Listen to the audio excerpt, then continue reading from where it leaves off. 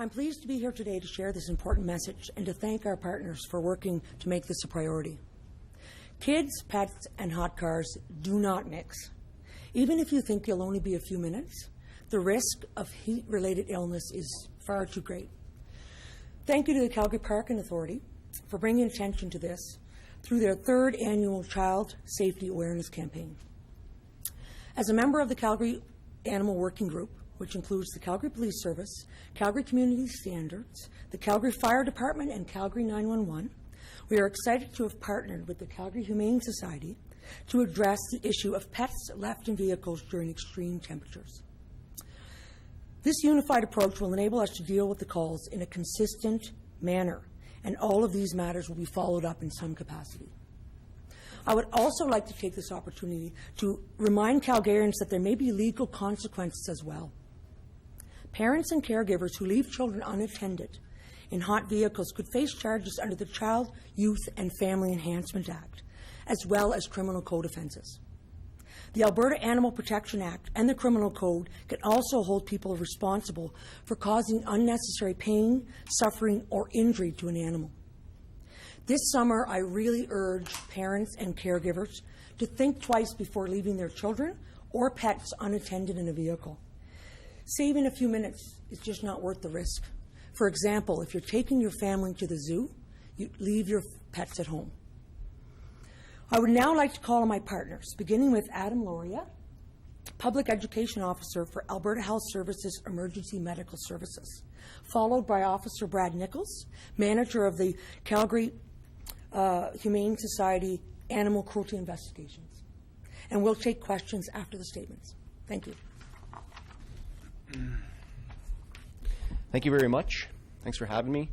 Again, my name is Adam. I'm a public education officer with EMS, and I'll be speaking solely on the human aspect. And from a safety standpoint, obviously, there is simply no circumstance where a child should be left unattended inside a vehicle any time of the year. In just minutes, temperatures inside a vehicle can rise significantly higher than the outside air temperature, even with the windows slightly ajar or cracked and the air conditioner on. Think of it basically similar to a greenhouse. And this goes as well not just for extreme heat, but extreme cold. I mean, symptoms are a bit more slow to take place when it's colder out, but just be aware that just because that vehicle is running with the heat on, that vehicle may have a mechanical problem. It may stop, and if it's minus 35 and you throw a little bit of wind chill in there, it could get cold quite quickly. But back to heat, children specifically cannot cope or tolerate heat the way an adult can, mainly due to the fact that their bodies make more heat relative to their size, and abilities to cool through sweating are not as developed as adults. The heat inside a vehicle can quickly overwhelm them, placing them in an immediate life-threatening situation.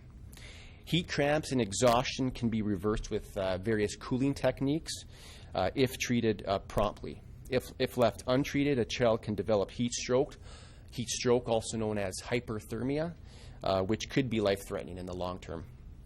Parents and caregivers must place the health and safety of their children above all else in these circumstances at all times. Every year, EMS across the province periodically respond to these types of situations. Not overly common, however, it does happen, and that's why we're here today. And really, only one occurrence is too many. It could compromise the health and well-being of a child. Other demographics also affected are the elderly or people with certain pre-existing medical conditions. But again, our target here right now is the children left in vehicles, specifically with extreme heat. The vehicles can warm up very quickly to a life-threatening state. Thank you. Good morning. I'm Brad Nichols, Senior Manager of Animal Cruelty Investigations with the Calgary Humane Society. Both children and animals are vulnerable victims, and they require the protection of their caregivers. This is an entirely avoidable situation by not leaving children or animals in vehicles. And failing the caregivers' protection, the authorities' protection as well. And so it's It's encouraging to have a collaborative approach with partner agencies in order to deal with this chronic situation. We get hundreds of calls every year. I'm sure CPS does as well. These are cases where animals are, I'm speaking to animals for the most part, our animals are left in vehicles, some for short periods, some for very lengthy periods. And I suppose my message is just don't do it. It's incredibly dangerous. And a lot of people that we deal with feel like they're doing their animal a service by taking them out with them and not leaving them home, whether it's loneliness or separation anxiety or just enrichment. But seen enough cases where animals suffer as a result, even if it's going to the dog park and then stopping at the store on the way back. Minutes matter with these types of cases. And as a result, these are emergency response situations. And so the message as far as reporting is you see an animal left in a vehicle, report it. 911 is the appropriate call there. These are emergency calls.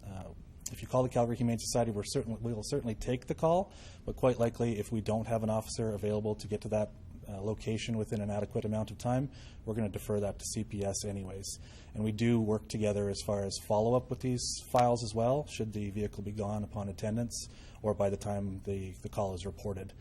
We do work together, and we will ensure that there is some accountability for animals left behind in vehicles that are suffering the effects of extreme heat. And it's, there's so many variables that go into cases like this, from the breed of the animal to the color of the animal, age, etc. And dogs, for instance, which is most of the calls that we deal with on this spectrum, they don't sweat like humans do, and so they don't fare very well in hot vehicles at all, and it doesn't take long for them to physically suffer. Under the Animal Protection Act, an animal in a hot vehicle is in distress, regardless of its medical situation. The lack of protection from injurious heat and ventilation in itself is a concern.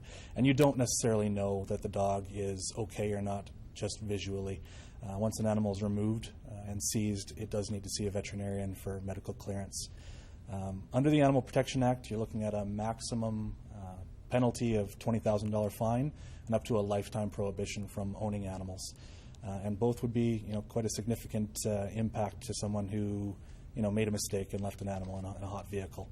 So again, I just reiterate my message that it's not appropriate to leave animals in vehicles, and there's no circumstance where it would be allowable. Thank you.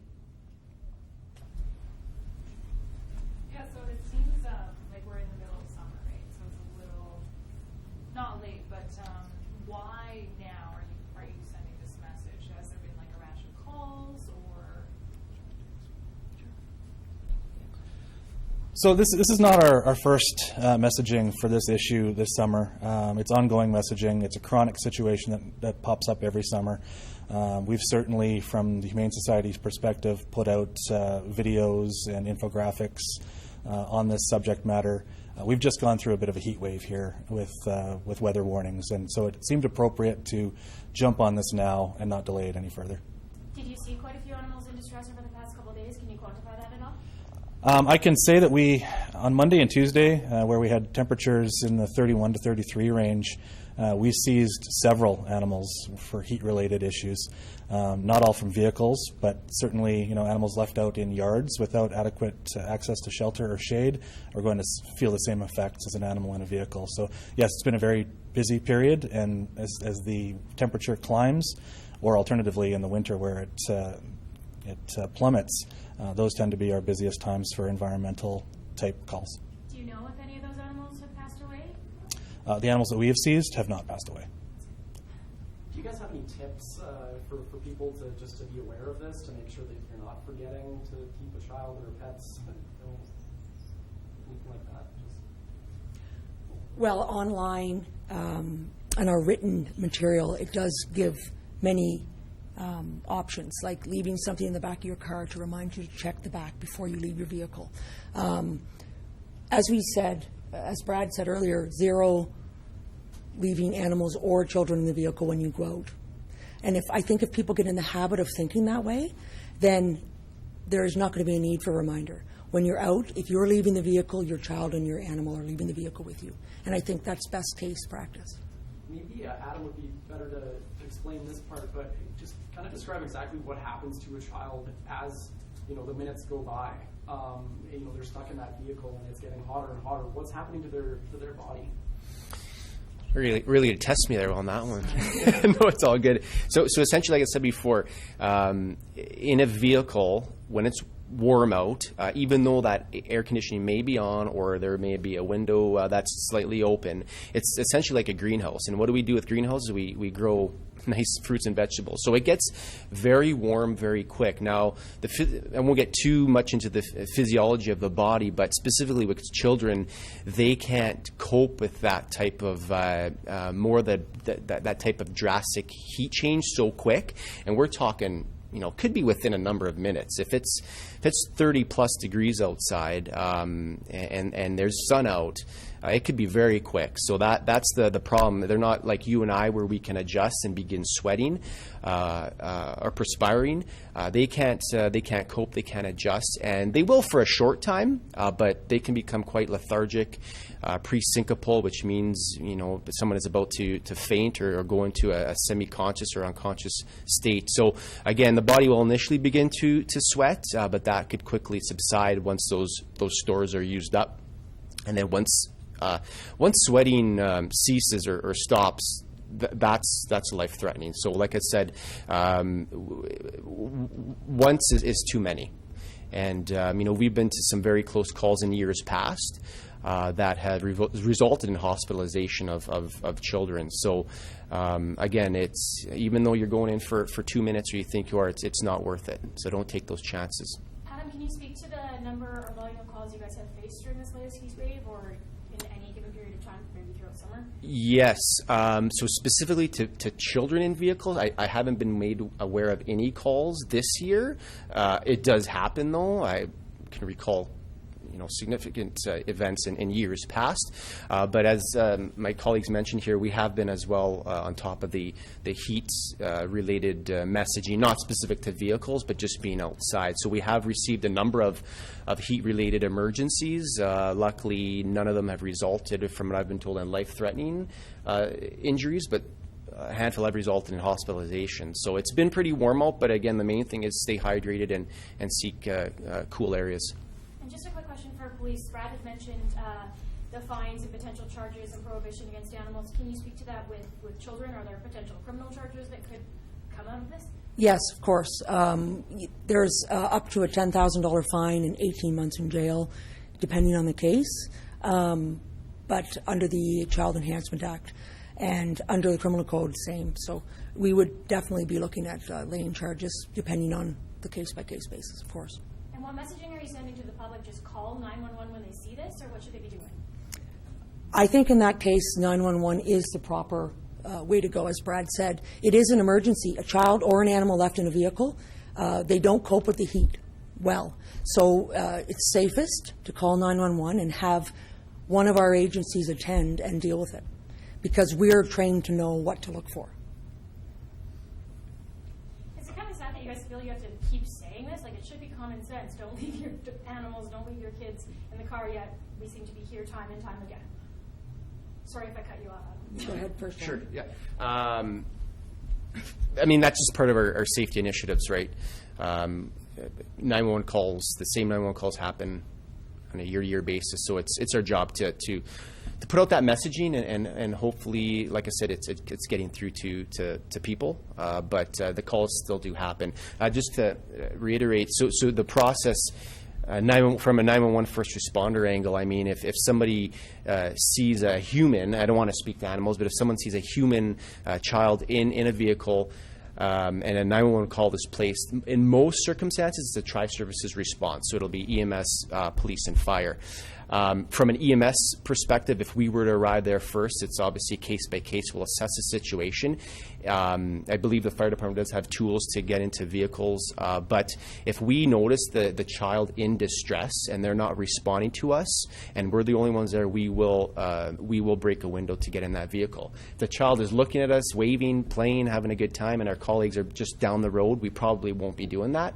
But again, it's all a case by case perspective. But in most circumstances, it's a team effort, and we'll all respond and assess the situation. But if need be, we will get that child out of there. For animals, is it non-emergency police then, or is it still 911? Sorry, pardon me. Yeah, these are emergency calls. It can take minutes for an animal to be in distress in a hot vehicle. So, a non-emergency where you're waiting on hold, or a direct call to the Humane Society. Though I did mention we'll take the call, you potentially could be on hold and wasting precious minutes. I think that the group of us certainly feel that 911 is the appropriate avenue there to get quick service.